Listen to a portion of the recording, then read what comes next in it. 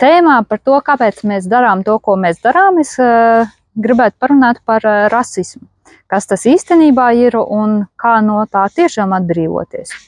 Par ko cilvēki bieži nerunā, ir tas, ka rasisms īstenībā ir dabiska emocija.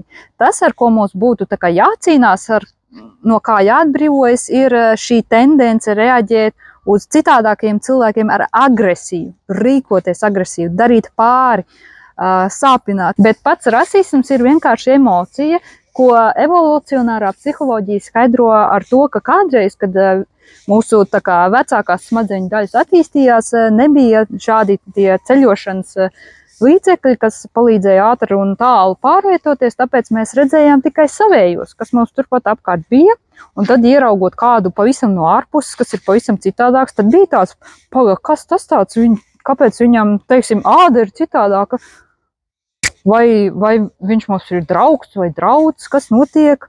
Vārds sakot, no šī cēlās emocija, ko mēs saucam par rasismu. Kā ar to tikt galā, mans ieteikums ir vienkārši paņemt tā pieklājīgi, neuzbādzīgi pavērot to cilvēku un jautāt sev, kas tieši viņā manī izraisa šīs bailes, piesardzību, varbūt nepieciešamību sevi sargāt.